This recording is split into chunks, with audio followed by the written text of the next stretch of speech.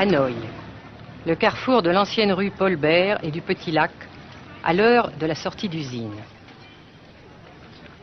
Pas une seule voiture, mais beaucoup de vélos sur lesquels se déplace lentement, machinalement la foule des travailleurs, dans une régularité impressionnante.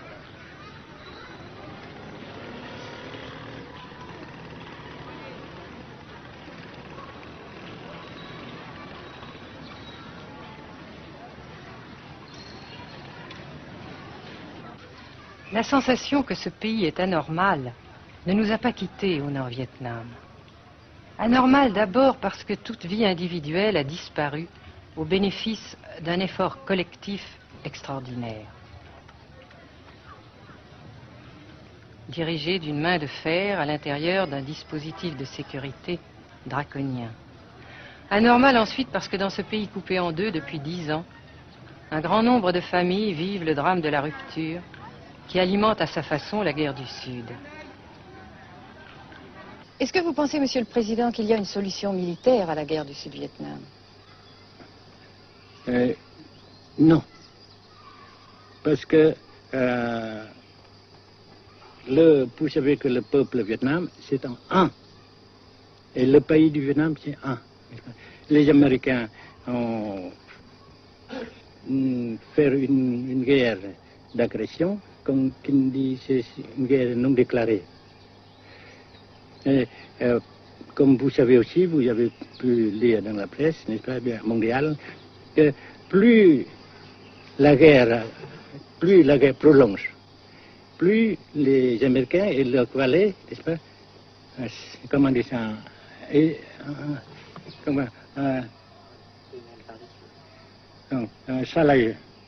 s'enliser, hein? Et plus ils supportent des échecs, comme vous savez récemment, n'est-ce pas? Par conséquent, la guerre ne peut pas durer éternellement. Et je suis très heureux que les politiciens haut placés français ont reconnu cela. Vous pensez que le général de Gaulle pourrait en quelque sorte, à un certain moment, arbitrer le conflit? Arbitrer, qu'est-ce que vous comprenez par le mot arbitraire? Nous ne sommes pas des équipes de football. Hein? Mais au-delà des accords de Genève, si je ne me trompe, une idée du général de Gaulle est la neutralisation de tout le sud-est asiatique. Est-ce que c'est une idée qui vous semble intéressante? Comme j'ai déjà dit quelquefois, c'est une idée intéressante.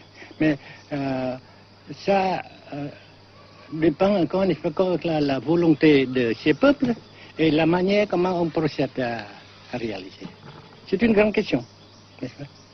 Et je ne peux pas dire que je suis d'accord. Et je ne dis pas que je ne suis pas d'accord, n'est-ce pas? Mais parce que vous dites par exemple fleurs. Fleurs, il y a beaucoup de sortes de fleurs.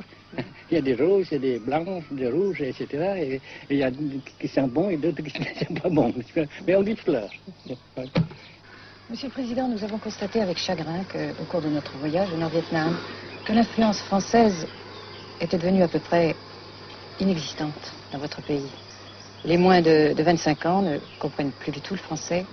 Et je me demande si, à votre idée, des rapports peuvent se rétablir tels que la France continue à jouer une sorte de rôle culturel ici. Avec la France, surtout, et avec tous les autres pays. Nous voulons avoir une coopération amicale, culturelle, économique, etc. Mais je suis sûr que vous ne voulez pas avoir, n'est-ce pas, que la France ait l'influence qu'elle avait avant. C'est une autre chose. Naturellement, c'est une autre époque. Mais coopération culturelle, économique, qu'est-ce qu'il y a encore, sportive par exemple, oui. etc., n'est-ce pas, nous le désirons.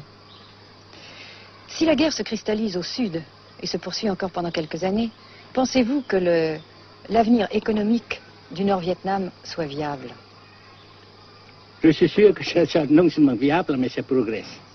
Parce que vous avez vu vous-même, vous avez constaté vous-même qu'ici, nous travaillons beaucoup, notre peuple travaille beaucoup, avec abnégation, n'est-ce pas, et avec dévouement, avec enthousiasme.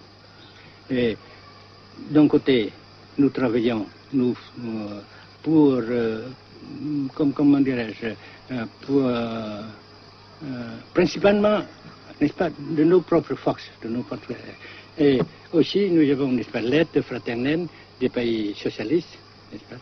Alors, nous, jusqu'ici et après cela, n'est-ce pas, nous avons déjà réalisé des progrès. Pas très comme nous voulons, mais nous avons réalisé des progrès. Et dans l'avenir, nous progressons nous-mêmes. Mais vous mentionnez là l'aide des pays socialistes. Est-ce que cette aide ne s'est pas trouvée légèrement compromise à la suite du conflit idéologique entre la Russie et la Chine? Non, parce que ces questions, n'est-ce pas, différences idéologiques entre nos différents partis frères, c'est nos affaires intérieures. Ça passera. Et l'unité, ça se fera. Mais l'aide fraternelle continue et continuera. Et c'est très précieux pour nous. Bien sûr. Mais certains ont l'impression chez nous, Monsieur le Président, que le Nord-Vietnam se trouve actuellement assez isolé, asphyxié même, et que politiquement, il pourra difficilement éviter de devenir une sorte de satellite de la Chine. Qu'est-ce qu'on peut répondre à cela? Jamais.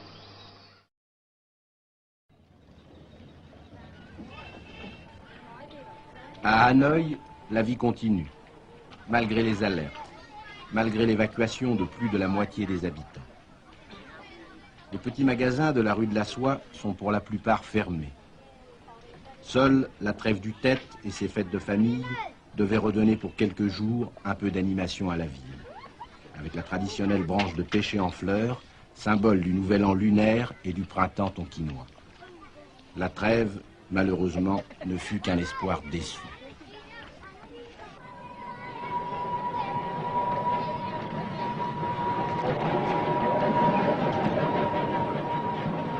Dans les rues, de grands panneaux de propagande donnent les informations de guerre, les statistiques officielles et quotidiennes des pertes américaines. Selon le gouvernement de la République démocratique du Vietnam, 1631 avions américains auraient été abattus au-dessus du Nord-Vietnam.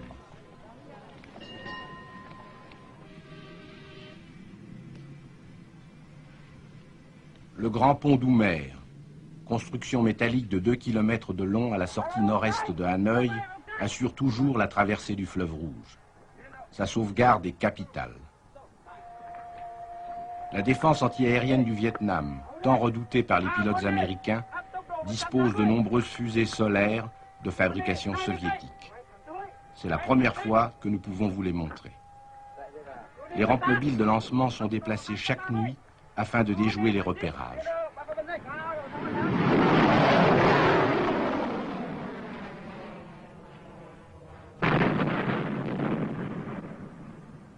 Selon les milieux officiels de Hanoï, 54 avions de l'US Air Force auraient été abattus en 1966 par la seule défense antiaérienne de la capitale.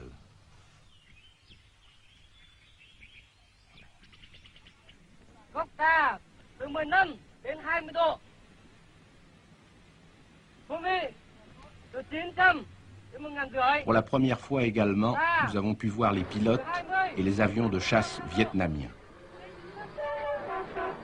Pour la plupart, leur formation a été assurée en URSS.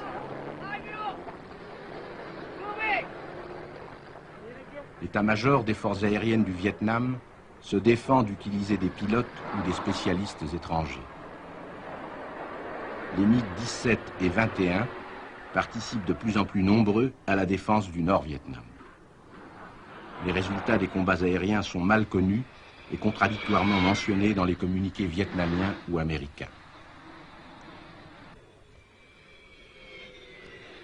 Le général Vo Nguyen Giap, ministre de la Défense, a répondu à nos questions concernant le point de la situation.